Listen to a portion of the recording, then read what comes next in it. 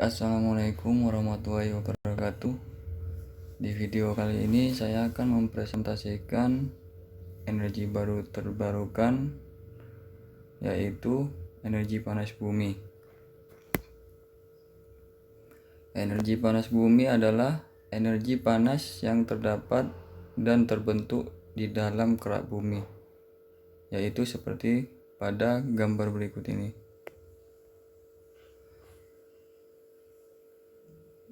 Terus potensi energi di Indonesia ini kita memiliki potensi energi panas bumi sebesar 27.000 MW yang tersebar di 253 lokasi atau mencapai 40% dari cadangan panas bumi dunia. Dan kita merupakan negara dengan sumber energi panas bumi terbesar di dunia.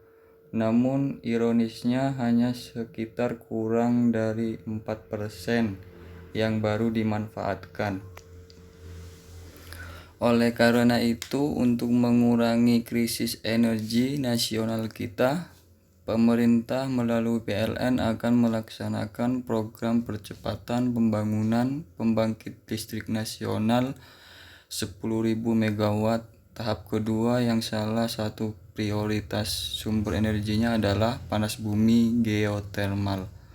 Kemudian untuk mengenal lebih dalam tentang pembangkit listrik tenaga panas bumi, kita sebaiknya tahu tentang apa itu panas bumi dan bagaimana cara pengembangannya sehingga menghasilkan energi listrik.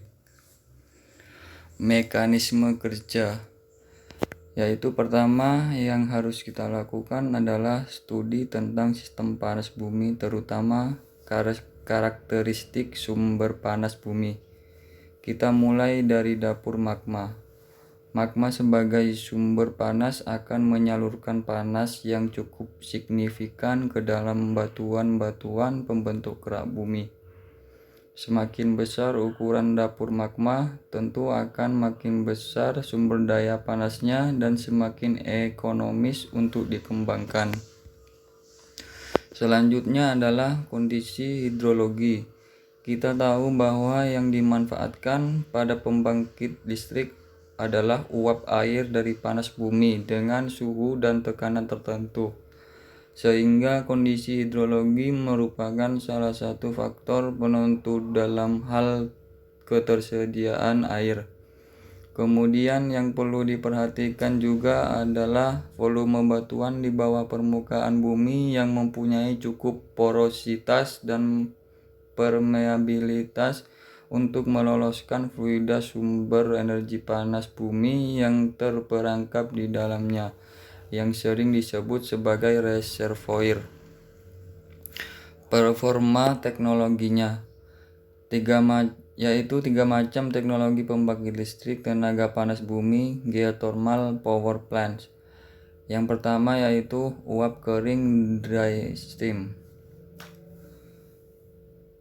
Berikut adalah gambar skemanya. Skema pembangkit dry steam, teknologi ini bekerja pada suhu uap reservoir yang sangat panas, 235 derajat Celcius, dan air yang tersedia di reservoir amat sedikit jumlahnya. Cara kerjanya adalah uap dari sumber panas bumi langsung masuk ke turbin melalui pipa. Kemudian turbin akan memutar generator untuk menghasil listrik. Jenis ini cocok untuk PLTP kapasitas kecil dan untuk kandungan gas yang tinggi. Yang kedua adalah flash steam. Teknologi ini bekerja pada suhu di atas 182 derajat Celcius pada reservoir. Cara kerjanya adalah bila mana lapangan menghasilkan terutama air panas, perlu dipakai suatu separator yang memisahkan air dan uap dengan menyemprotkan cairan ke dalam tangki yang bertekanan lebih rendah sehingga cairan tersebut menguap dengan cepat menjadi uap yang memutar turbin dan generator akan menghasilkan listrik.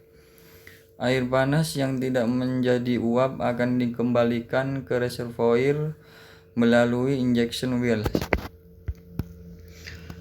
Dan yang ketiga, binary cycle.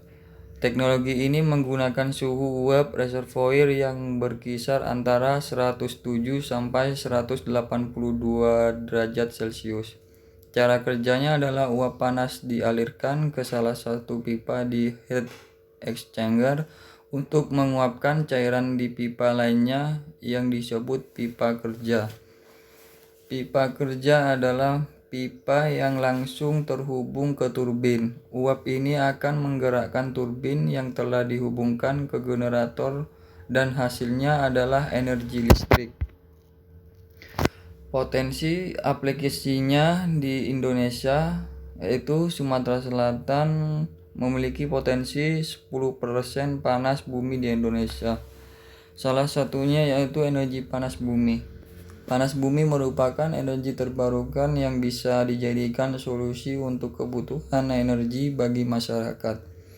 Terlebih lagi dengan terus naiknya harga minyak dunia, panas bumi dapat menjadi alternatif pengganti yang tepat. Di daerah Sumatera Selatan sendiri, panas bumi yang ada dapat menyediakan listrik sebesar 1911 MW. Saat ini ada 6 lokasi yang punya potensi energi panas bumi geotermal di Sumatera Selatan, seperti di Tanjung Sakti Lahat dengan potensi spekulatif 50 MW, di Rantau Dedap Muara Enim dengan potensi spekulatif 225 MW, di Lumut Balai Muara Enim dengan potensi hipotetik 235 MW dan cadangan terduga sekitar 600 MW. Lalu di Ulu Danau Okus di mana potensi spekulatif 225 MW dan potensi hipotetik 6 MW. Kemudian di Margabayur Okus dengan potensi hipotetik 145 MW dan cadangan terduga sebesar 194 MW. Juga ada di Wai Selabung Okus dengan potensi spekulatif 225 MW dan potensi hipotetik 6 MW. Jika potensi panas bumi kelima daerah tersebut dapat dikelola, maka energi dari listrik tersebut dapat digunakan untuk pembangkit listrik dengan kapasitas yang besar. Mungkin itu saja video presentasi dari saya. Mohon maaf apabila ada kekurangan dan kesalahan. Saya akhiri. Wassalamualaikum warahmatullahi wabarakatuh.